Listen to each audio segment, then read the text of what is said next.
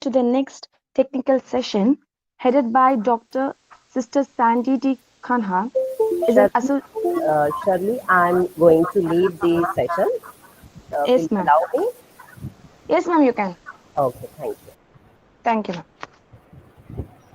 And I would like to introduce uh, next person who is going to lead the technical session. Dr. Sister Sandy Kanha is an associate professor in English, professor of English in Anha Loyola Institute of Engineering and Technology, Vijayawada, Andhra Pradesh, India. She holds various academic responsibilities such as NAAC coordinator, IQAC coordinator of SNH department. She is the author of three books, namely Tree of Life, published in 2005, The Fiction Unfolded, A Critical Gaze on Indian Women Novelists in English, published in 2019, and An Ecosophy of Self-Realization in Margaret Atwood's Prose, published in 2019. She has edited two volumes of English language and literature in the era of globalization, published by the Author Press, New Delhi, and four volumes of eco-critical studies of sponsored book project by Dr. Ken Saldan, Eastern University. She has done a professional course on world literature of Harvard University. She has also completed a course on Masterpiece of World Literature in Harvard University. She has, she has a number of national and international publications on her credit. She has attended many international conferences. She has been honored with the award of All-Round Prolificy of Hungary in 2012. She has received a Best Teacher Award KBN in 2018. She has also received an award of merit in distinctive performance of ProAct certificate course on digital teachers from Loyola Institute of Business Management in June 2020. She has won many prizes in elocution, essay writing competition, and various singing events. She was awarded a Best Anchor in Literary Club in Vijayawada, Andhra Pradesh by the Commissionerate of Archaeology Museum, Government of Andhra Pradesh on March 14, 2018. Apart from being a composer, as she has serving an editorial board of very reputed journals such as Context, Sophos Index Journals, and International Student, Sophos Index Journal, etc. Dr. Sister Sandy Candy is a versatile and committed sister, possessing a strong vision in a deep convinced of her mission to serve the marginalized. From her early childhood, she discerned her call to dedicate her life entirely to the poor and the needs of God's love. I'm very pleased to welcome you, Dr. Sister Candy. Welcome you, ma'am. Thank you. Thank you, Miss Shirley, for a wonderful introduction. So I thank once again Velangani College, Cape Comorin Trust, and Lavender Literary Club for giving me this beautiful opportunity to chair the session. So I hope all the presenters of this technical session, uh, plenary session 7, are over here. So I have 4 papers recorded in my list. So may I call out for the first presenter, Jisha VG, full-time research scholar, Islam Center for Higher Education, Tamil Nadu, a joint paper along with Dr. J. Criso Ricky Grill, former assistant professor of Islam Center for Higher Education, Tamil Nadu.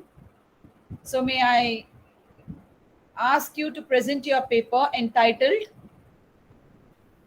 A Read-Up on the Marginalization on the Slave Caste in Colonialism and the Dalit in Post-Colonialism through the lens of the select Indian fiction.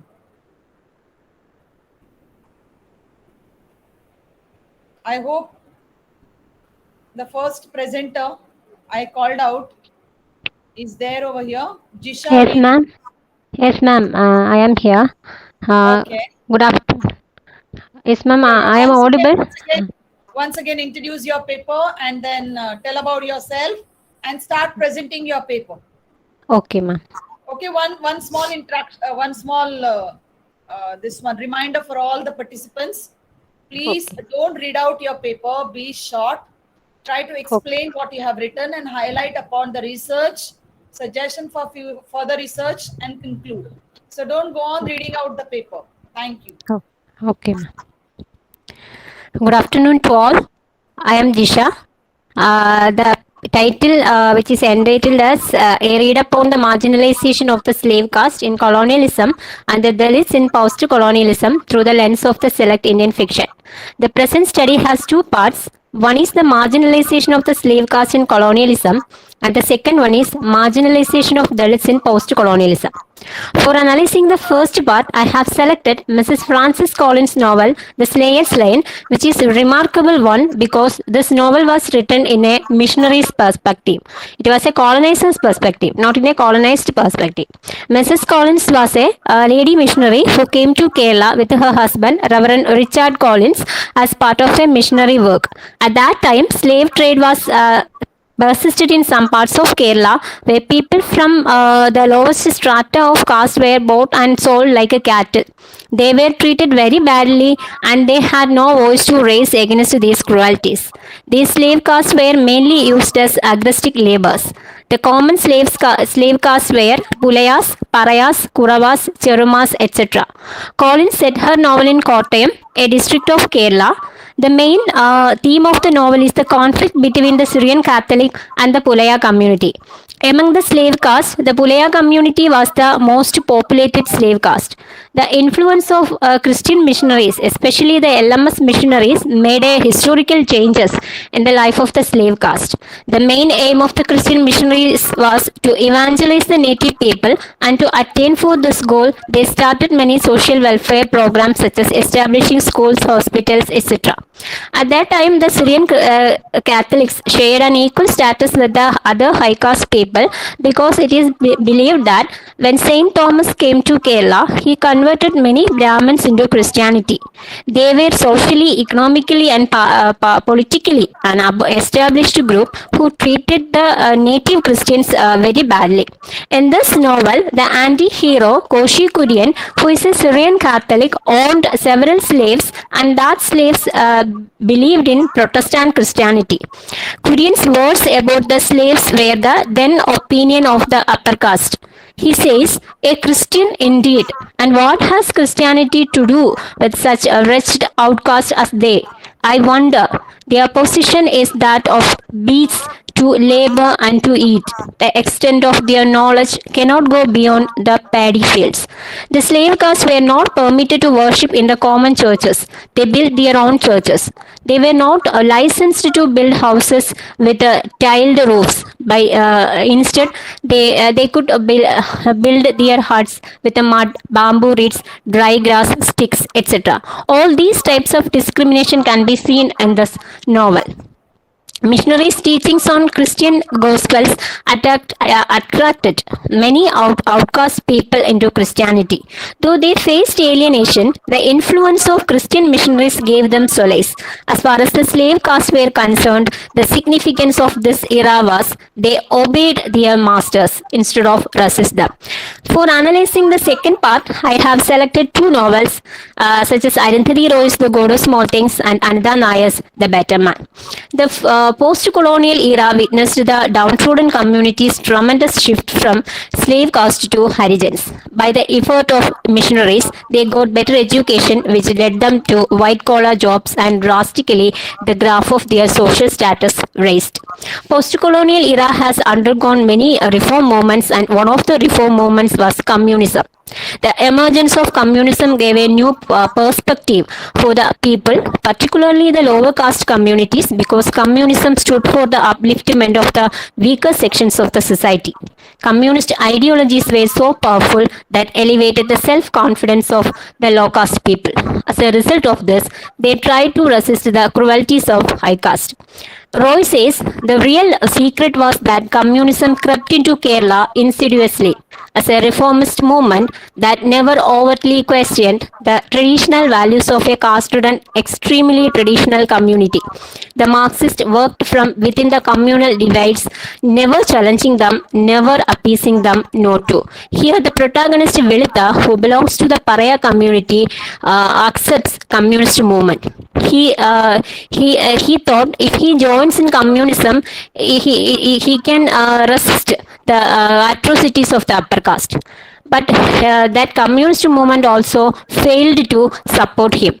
One of the characters, Comrade Pillai's explanation about Velita to the inspector reveals that caste discrimination exists in Communist Party because of its leaders were from upper caste.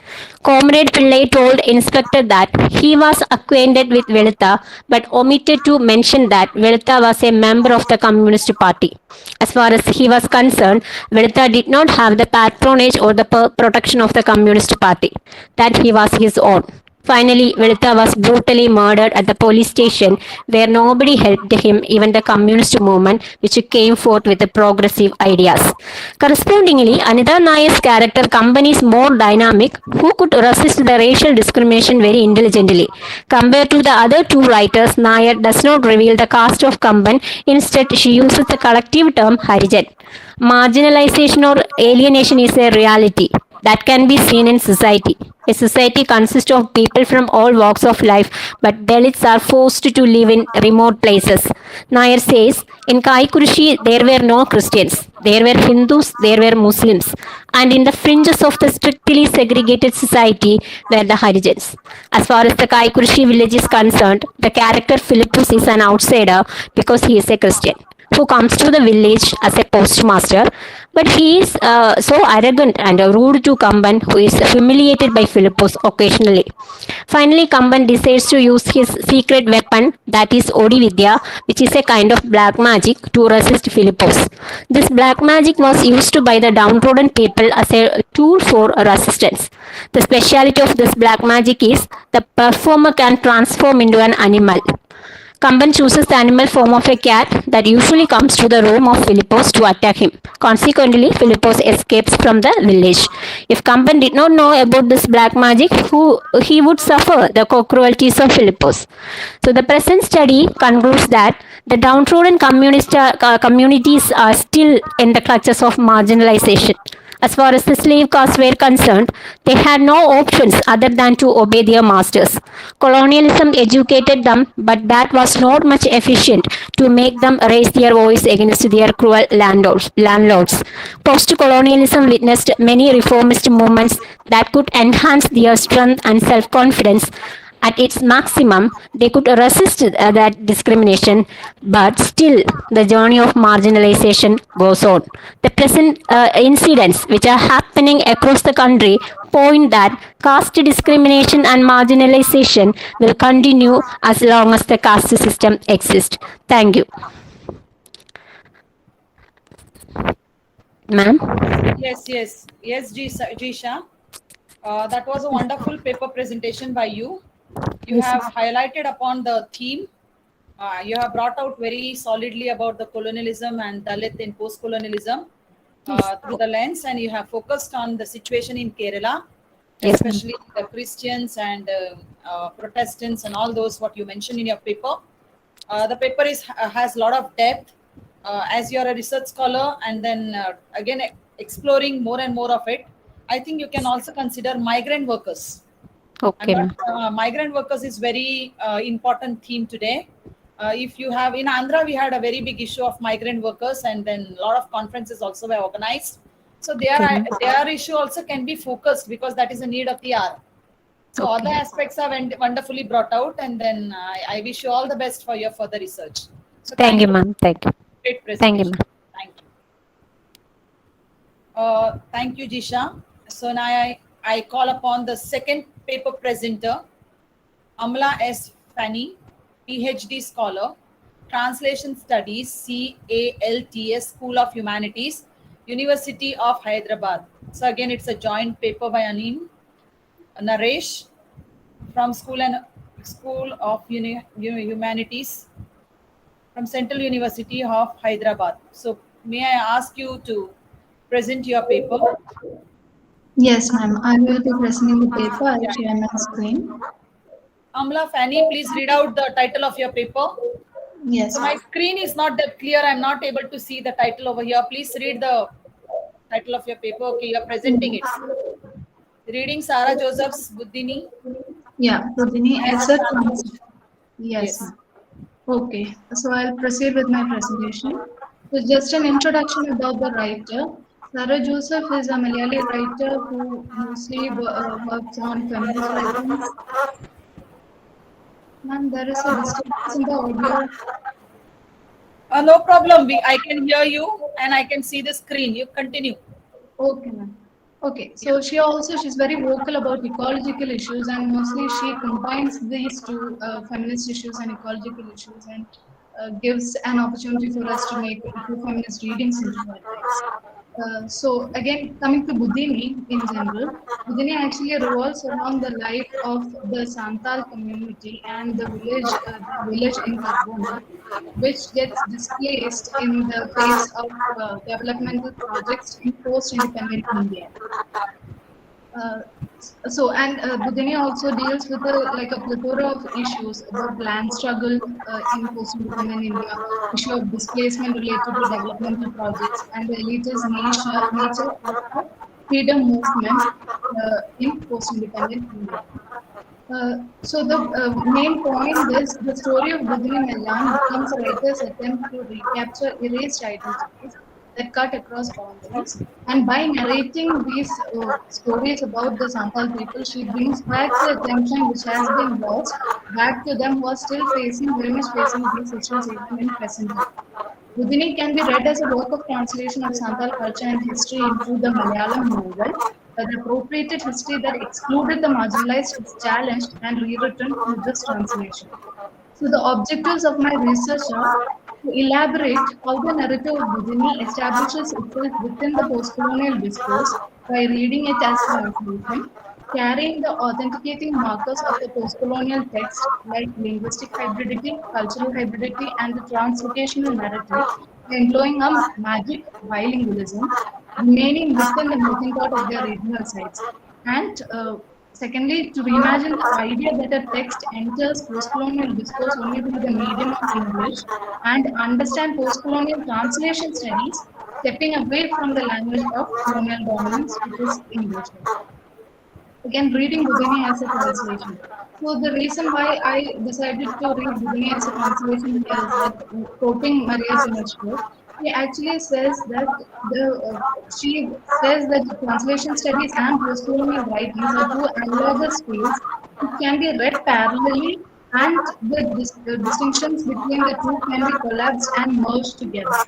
So what happens is that, she says, the primary difference between these two fields is that unlike translators, post-colonial writers are not transporting a text as a background to their literary works. They're transporting a culture to be understood as a language, a cognitive system, a literature, a material culture, a social system in the legal framework, and so forth.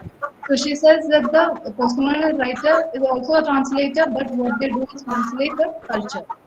The cultural tradition of a postcolonial writer acts as a meta text, which is rewritten explicitly and implicitly as both background and foreground in the act of literary creation. So, this is the idea from which I start to read Budini as a work of translation.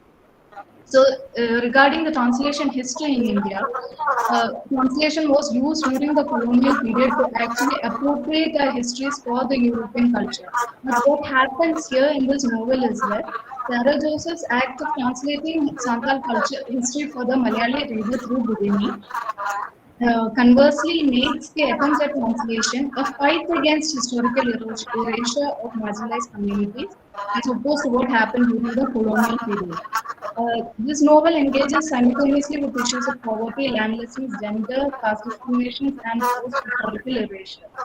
Now, how does this fight against, how can we read it as a fight against historical erasure? One instance is given here where they actually talk about the freedom struggle that had happened. So, quoting here, the history of the freedom struggle should begin not with the first war of independence, but with Baba Tirka Maji, who is actually an ancestor of within the Santal culture, within their tribe. So they're actually asking us to reimagine this, and Sarah Josephs records this particular history that they have, and in way of doing so, she actually helps bring back a erased history. Again, the idea is here that the people that were displaced because of development projects in this instance because of the Panjay Dam which was built near Carbona. Uh, the people that were killed, the people that were displaced, there are no records of this. This novel actually becomes a record of all this. I won't read out all the quotations. I'll be going through this. Okay. Again, the kind of paradox of a Santhal existence was that any attempt to preserve a Santhal identity would only have been possible by resisting a change. But for them, resisting a change would have meant death for themselves because the dam's flooding forced them to move out of their land and forced them to abandon their identities to a certain extent.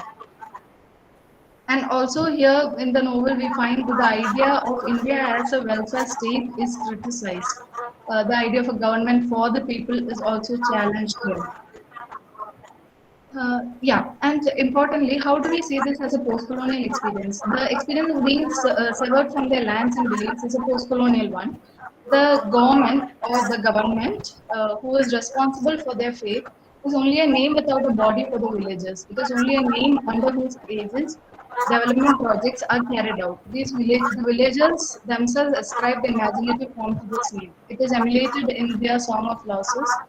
They had guns with them. Their fingers were white as white. The people of Carbona comprehend the government in the image of the white colonizer. So we are not talking about the British here, but we are talking about the Indian government and the people of Carbona who view the government in the image of the white colonizer. So we are talking about a post-colonial experience here. And throughout the narrative, the writer emphasizes that only the Bhadraloks benefited from Indian independence and the established government, and the government was to serve only their needs. It did not serve all the people equally. And the Nehruvian socialist ideals, it was during Nehru's time that this story takes place. So, socialist ideals is brought to light where some people are treated more equal than others. So, Nehru envisioned India in which all people are equal, treated the same. Again, Budiri in the post-colonial hybrid space. So what happens is when the people of Carbona were displaced, they moved through different geographical locations like Chhattisgarh, Sindh, Delhi, Andhra, Odisha. So the kind of cultural and linguistic hybridity that is presented in the text is a combination of the migration that has happened and the exposure to different kind of elite culture, new jobs. The people exist in translation and the novel also exists in translation because of this transcriptional narrative. And the points of change is Jagdeep Murmu, who is a kind of ancestral figure within the Santhal culture. His granddaughter, Ruby Murmu, who is the main character in the novel. He is a point where all the modern, the traditional, everything collapses, and there are no longer binaries within that particular person. This Ruby Murmu herself exists in a state of isolation. Now, different geographical, because there are different geographical locations, the references are also drawn from this. So what the novelist does is, Sarah Joseph does is, she actually performs her function as a kind of a translator in the choices that she makes to retain the words which are drawn from different locations. So I've given examples here, the things that she has retained as such in her novel, which is written in Malayalam and Hindi. The salutations that she has retained, foods, ornaments, instruments, customs, and beliefs. She has retained all those names just like that, just as the translator might be tempted to find an equivalent or stick to the original source material. Again, the important point here, English and post-colonial writers. A crucial disjuncture from quoting Susan Bassnett and Harry Story, a crucial disjuncture from the older pre-colonial translation practice in India and the present post-colonial phase is that now translations from various Indian languages into English, whether done by foreigners or Indians themselves, have attained a hegemonic ascendancy. The widely shared postcolonial wisdom on the subject is that the empire can translate back only into English. Hello?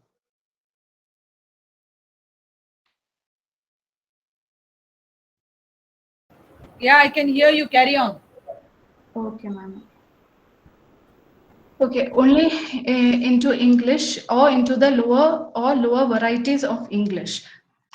And again, people write every time in translation studies, particularly within post-colonial translation studies, what happens is people like Indian English writers, or I mean, we consider only Indian English writers or those writers who are translated into English, like Maheshwata Devi, who was translated by Spivak. So Salman Rushdie, Rushdie becomes a post-colonial, becomes, authenticated as a post-colonial writer because of the bilingualism that he uses. That is, he writes in English and he puts Hindu, Urdu words, and that is what authenticates him as a, what I mentioned in my objectives. This is the magic bilingualism that authenticates Rushdie as a post-colonial writer. So with him, as with numerous others, the third world writers, such translingual, translocational translation has been the necessary first step to become a post-colonial writer. And how is Budini, I mean, it's not associated with the English language, but how does it, can we bring it into this kind of a discourse? So Budini is a novel that writes back through translation, that is translation of the Santal culture into Malayalam and not English, and has a magic bilingualism, which I've already shown you the references that she chooses to retain. There's a magic bilingualism that combines Malayalam with references from the Santal culture and has a narrative that is translingual and translocational. So the novel can be placed in a post-colonial discourse because it contains all the markers that they say makes a text post-colonial. The novel can be placed in a post-colonial discourse detached from the linguistic medium of English and stands as a firm example of a text that can be studied within the field of post-colonial translation studies, where the colonizer's language does not have an ascendancy, opposed to what people say that English has to be the medium through which the empire can translate back. That's it. These are my references.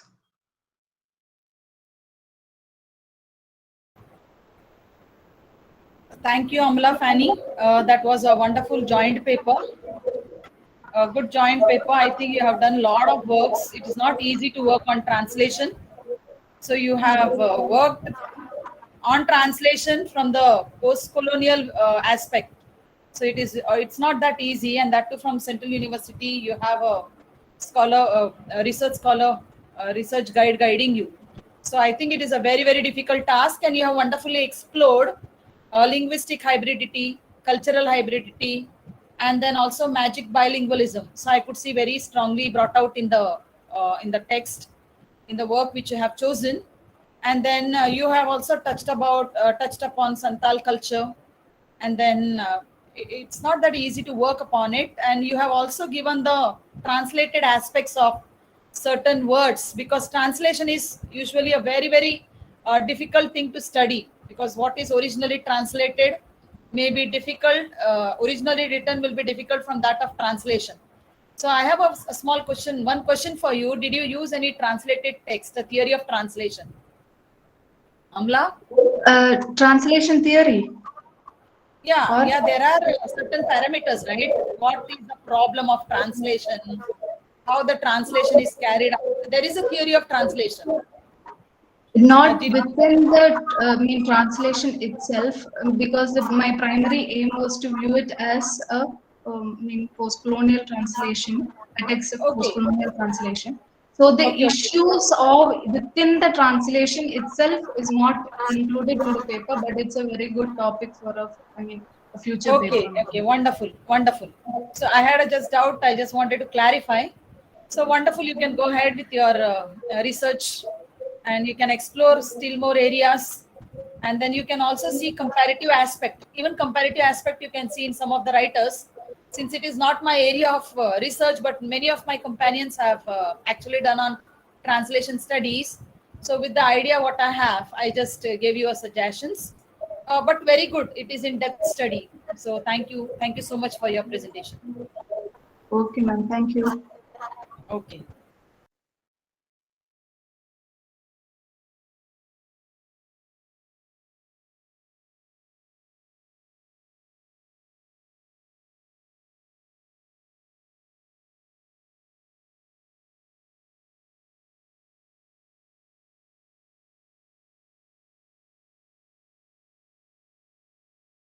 Ma'am, your voice is not audible, ma'am.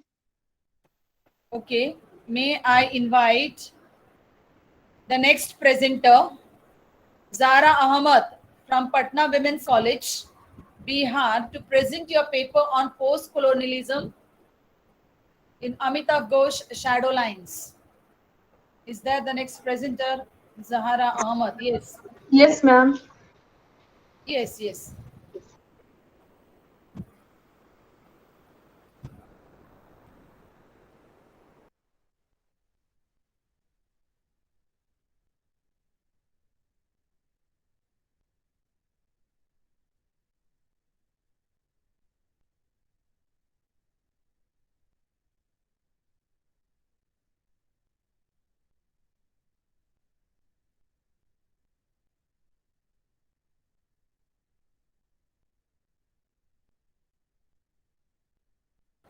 Kindly read out the title of your paper once again before you begin with your presentation. Yes, sister.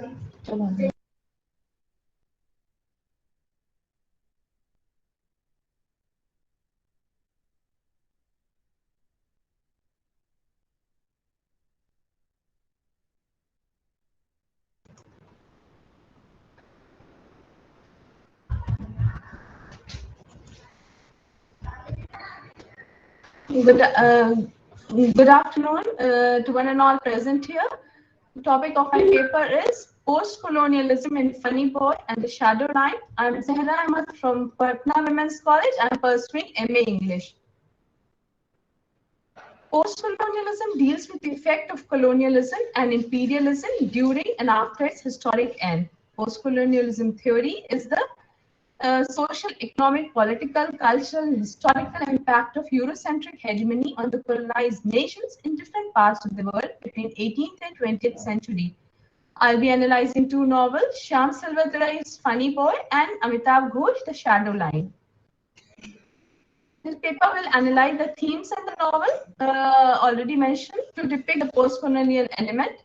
It intends to depict the identity crisis, communal rights, migration, entangled memory, cultural deviation, resistance, and appropriation of language. Also show contemporary relevance in terms of lack of awareness, alienation of the marginalized section with need, acceptance, and inclusiveness. Already mentioned, these are the two primary texts. Analytical study of two novels has been done to depict the post-colonial elements, focusing on the themes and method employed in crafting them. A detailed study of the text and related documents, researches, and articles was carried out to highlight the new ideologies and their impact. Post-colonial theory, which is primarily concerned with political, aesthetic, economic, historical, social impact of Eurocentric hegemony around the world in 18th to 20th century, and this narrative show the discrepancy in society toward the marginalized section by bringing it to the mainstream. Queer theory was also used in the analysis of Funny Boy, which explored the oppressive power of dominating norms, particularly relating to sexuality.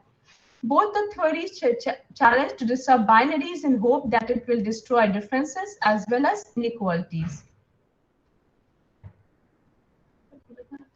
Post-colonialism has its origin from the European colonization of the third world countries. The effect that colonization, imperialism, and oppression have on nation as a whole during and after its historic end form part of the post-colonial theory.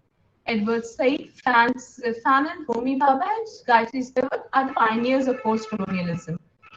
Some of the famous works are Orientalism by Edward Said, Wretched of the Earth by Franz Fanon, and In the Other Worlds by Gayatri Spivak, and The Empire Writes Back by Bill Ashcroft.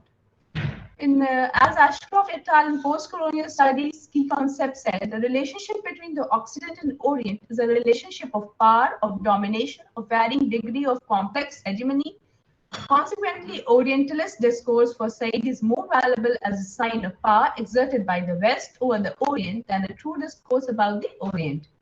Some of the popular post-colonial works are Chinua Achebe's Things Fall Apart, A River Between, God's Bits of God, and Arundhati Roy, God of Small Things. Now coming to the text, Funny Boy, Shyam Selvadurai is a Sri Lankan Canadian gay writer. He's a diasporic. He is renowned for his novel Funny Boy, which won the Books in Canada First Novel Award and the Lambada Literary Award for Gay Fiction.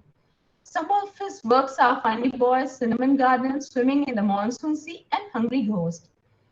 Funny Boy is a semi-autobiographical Belgian-Roman coming-of-age novel set in Sri Lanka. It explores the protagonist's sexual awakening against the backdrop of Sinhala-Tamil conflict. Past and present, the normative and non-normative, the modern and non-modern are seen in opposition, causing violence and resistance in the novel. The diasporic writer recalls his life in post-colonial Sri Lanka, where he grew up but was forced to migrate to Canada due to communal rights. However, the author lives in Canada with his open gay identity. This story is through the eyes of 7-year-old Arji Chelvaratnam. This is divided into 6 chapters: Pigs Can't Fly, Radha Auntie, See No Evil, Hear No Evil, Small Choices, The Best School of All, and Bride Journal and Epilogue. Selvadurai records the painful experiences of Arji as he comes to terms with his sexuality during the throes of the political upheaval in Sri Lanka. Nostalgia and memory play an important part in understanding the communal balance of the nation, as well as Arji's childhood days, his sexual inclination. These are the lines from the text. Those spend the days, the remembered innocence of childhood, are now colored in the hues of twilight. It is a picture made even more sentimental by the loss of all that was associated with them. By all of us having to leave Sri Lanka years later because of communal violence and forge a new home for ourselves in Canada. It shows the nostalgia and memory. Arji's father admits him to Queen Academy, Victoria Academy, a school that follows Western values, to make him a man. However, the irony is that Arji finds his homosexual Shihan Soiza and discovers his sexual orientation in the same school. The school treats Arji and those like him as the other and wages epistemic violence on them for being against heteronormativity. In the first chapter titled Pigs Can't Fly, Arji recalls how he was other and funny, showing tendency within his family due to heteronormative society. One of his relatives, Cyril uncle, remarked, "I Chilva, looks like you have funny one here." The child becomes alienated from his family after this incident. However, he doesn't understand the meaning. Arji's queer orientation and struggles with the restraint on his desire are juxtaposed against the political upheavals of the nation. Arji and Shihan represent the queers in the story, and they become the site of violence in the novel, as does the nation state of Sri Lanka. The last chapter, the Right Journal and Epilogue, mentions the date July 25th, 1983, emphasizing the historic and horrific communal right in Sri Lanka when mass killing of Tamils were carried by Sinhali. The narrative is told through a lens of post-colonial memory, which shows how colonial power still lingers both culturally and politically. Now coming to the next text, The Shadow Lines. Amitabh Ghosh is also a diasporic writer from Calcutta, who is a post-colonial writer and stays in America. The novel Shadow Lines won the Sahitya Academy Award. Some of his other popular works include The Circle of Reason, The Shadow Line in an Antique Land, Calcutta Chromosome, A Novel of Fears, etc. The Shadow Line recollects historical events such as Swadeshi movement, Second World War, partition of India, rise of 1960s in Dhaka and Calcutta. It is a multi-generational novel which spans 3 generations and spreads across countries. To Calcutta, covers Dhaka, Calcutta, and London. The search for identity and national spirit binds all the character. Temporal and spatial features coalesce in the novel. For 1 minute, the writer describes that the person, Arji, the narrator, is talking with Tridib at Adda, and the next moment he describes May Price in London. Ghosh in the novel Shadowline recounts post-colonial experiences and attempts to reconstruct public history. According to him, history is just a series of events that cause dislocation, disjunctions, movements, and migrations. He, however, replaces these with shadow lines, changing our perception of the past and present. Shadowline tries to recreate history based on individual memory and understanding. The novel deals with the history of events, World War II, the freedom movement, the partition, and ensuing communal rights. It depicts the suffering, the death, the destruction caused by shadow lines of partition.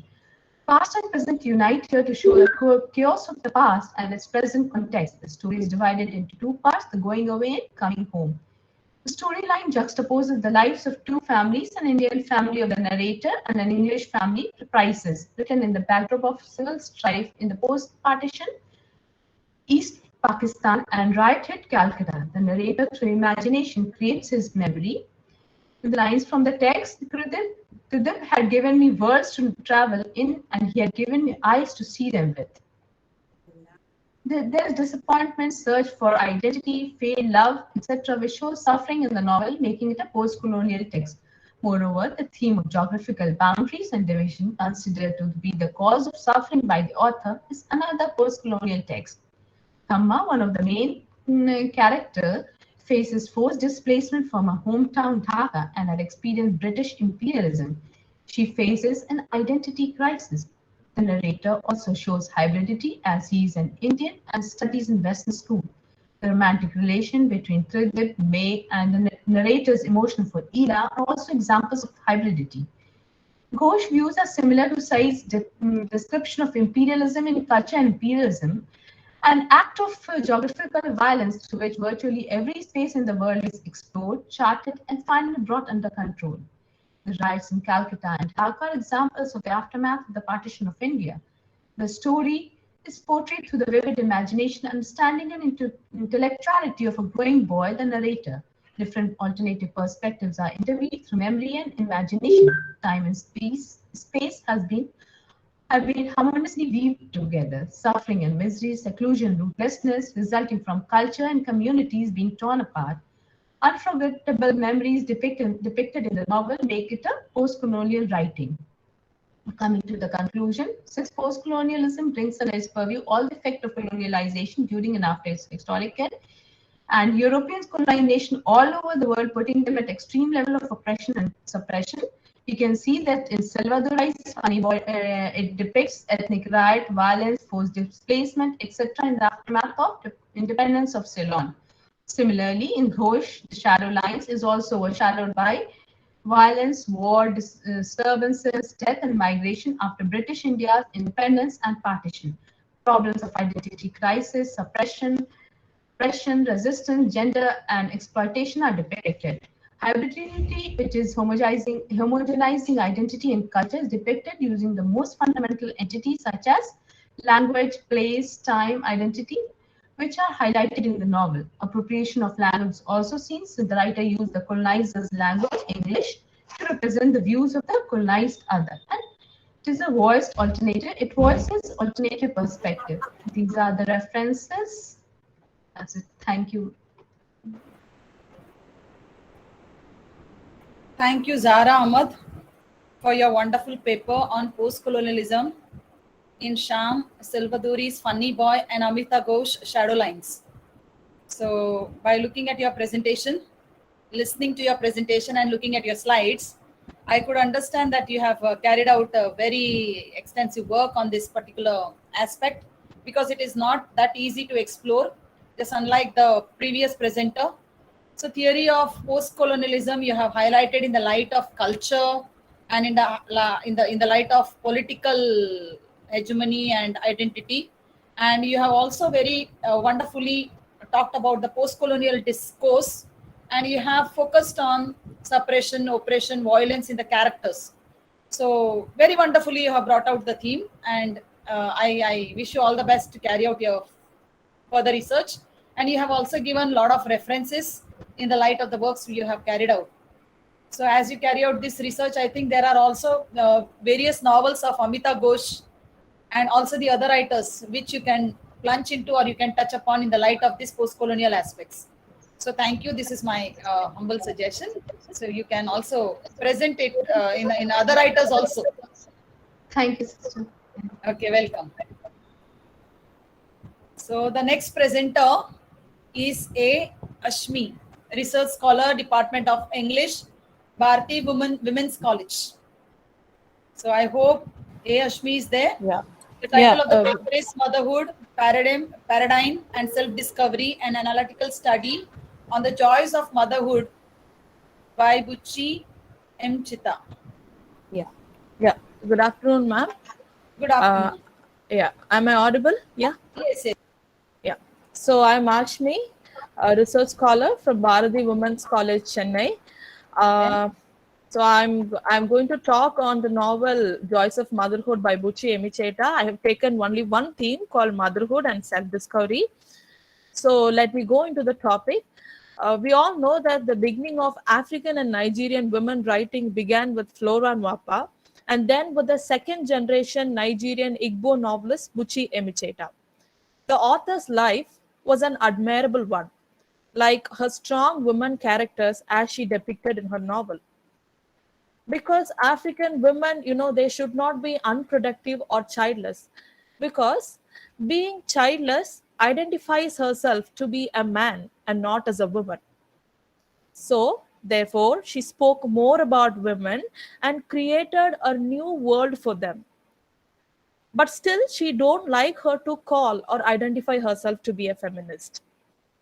Like when you come to the next part, Igbo culture in Nigeria has misrepresented so much after colonialism.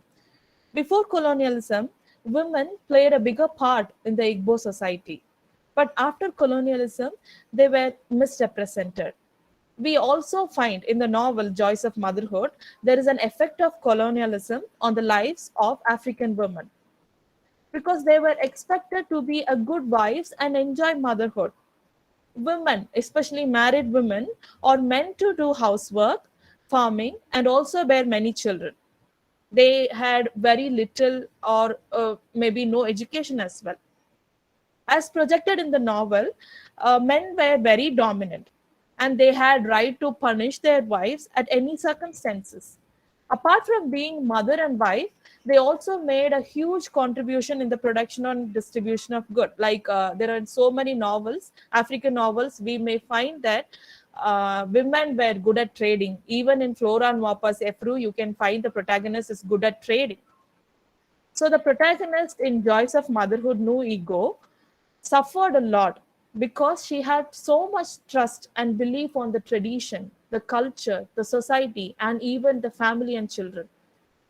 The motherhood that she expected, it caused her an unhappy death. Though she gave birth to 7 children, at the end, her last days, she felt very lonely and agonizing. As I mentioned before, in African society, to be a mother is very important. If a woman gives birth, two individuals are born, mother and the baby. The position of women is clearly explained in the novel The Joys of Motherhood. If the character Nu Ego is able to produce more children, she will gain more esteem from the society. Like how she got married, her first marriage was failed because she didn't get pregnant in the first marriage. But after moving to Lago, she married her second husband, Knife, and she is still content because she is fertile. She's able to produce 7 children after she got married to Knife. So after this, she is no more considered to be the barren woman. And this is the most privileged position in the society. Motherhood for the protagonist, No Ego, is not the greatest joy, but it's the greatest defeats, because she was trained only to produce and raise children. Her inability to conceive a child during her first marriage made her to shatter. She was began to start working as a co-worker for other wives, polygamy. But the idealism in the novel is there is a shift. When she became a mother, she's not happy. She struggled to raise her growing family. At the end, she was regretted for having so many children and became a sacrificial lamb who gave everything, almost everything to her children, but got nothing in return. So motherhood is something that a woman needs to enjoy to the fullest. But in a patriarchal society and tradition, motherhood is believed to be overburdened. This is what the author has projected in the novel. From the beginning of her life, Nu was clear with the role as a woman and a mother. She knew that her husband and father only had the right to take a decision in the family, no matter what the society expects her to be. She never went against her husband's wishes. She believed that good wife, she want to be a good wife and good mother. That's enough for her. And the chief character, though she gave birth to 7 children, she was not happy. When her daughter, twin daughter Kende, decided to marry an Yoruba man, she felt broken because they are not ready to accept a person from another community. She neither supported her daughter because she is not able to understand there is a Igbo community and Yoruba community. The family, they were not ready to accept a person from other community. So the Emi-Cheta's protagonists, they are strong, self-determined, and they even possess a beauty in them. To make this point clear, she gave importance to women empowerment, economic independence, and give secondary position to the motherhood. So though the character Nu had her own choice, she had to listen to her husband to support the family. A woman will always be seen as a sex object who is a machine making girl who loves her husband and does all the household chores. But the plight and status of women who struggle to survive in the patriarchal family system, the bias and gender inequality, and the conflicting social values in the colonial and post-colonial Africa throughout their entire lives. The author, in not only in Joys of Motherhood, even when you take other novels such as The Slave Girl, Bride Price, so on and so forth, she had presented how women are totally ignored, thinking that they are not capable of anything. But still, she brought out the other side of the chief characters as well. Like they are strong and they had an independent voice and they had real life story struggles, which you can relate with Emi-Cheta's life as well. So, through her works, she provides some kind of messages, particularly to women. That is, a woman, they had to realize their rights and freedom that they deserve. The author wants to enlighten women through her novels to lift their voices and deconstruct patriarchal society by deconstructing the subjugation of women and male supremacy. So this is what is a simple theme that I have taken. But for further study, I have analyzed only a theme on motherhood. But there are so many areas where you can explore, like voice of subjugate women. You can focus on the language, polygamy. Like if you take polygamy, you can write so much about this. And for the usage of theory, you can use African womanism and its variants, Africana womanism, like the variants may be womanism, motherism, neo-feminism. With all this theory, you can bring out portray beautifully with this novel because the area is very vast. So thank you for listening. That's all my topic. Thank you, Ashmi Vasant, for your wonderful presentation. It was very simple, lucid, and clear. Yeah, Rather than reading out the paper, you have wonderfully explained it in your own words. That made a difference. And Joys of Motherhood by Gucci Emicheta. It is a wonderful novel, and you have touched upon the women issues of Igbo tradition. It's a wonderfully explored, and then you have also given a scope for further research. yeah, So wonderful, wonderful. It's a good presentation. And then women and society. This is a very just like migrant workers. I stated to one of the participants, this women issues and problem that also is a very important topic. And today you can see a lot of women empowerment schemes taking up, and then a lot of women things are going on, feminist writings are coming up and all that. So in the light of those things, you have spoken relevantly, and you have also given scope for further research. You can really continue, you can continue as you have given suggested others the scope for the research. You can also continue with some of these topics because you have brought out wonderfully, and you can also go for good publications. So thank you. Okay, Thank you so ma'am. much. Thank you, ma'am. Thank you all.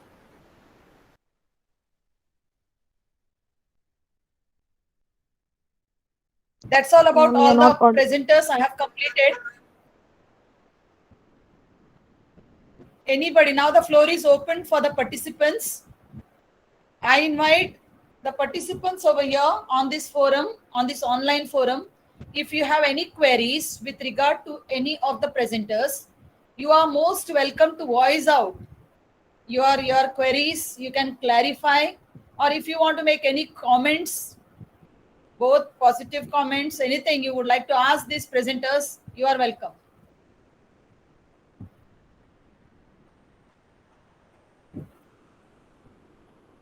So anyone would like to say something? So all the presentations were very good as far as my observation goes, and some of the presentations were in depth because you are talking about the research which you are carrying out. So good it is. And I wish all the presenters and the other presenters and this particular forum, which is doing a very good literary service to the world, may our presentations, bring out the results in leaps and bounds. Thanks to Velangani College and Cape Comorin Trust for giving me this wonderful opportunity to chair the session. So I once again congratulate all the participants and especially the paper presenters. So thank you. Keep going and keep in touch.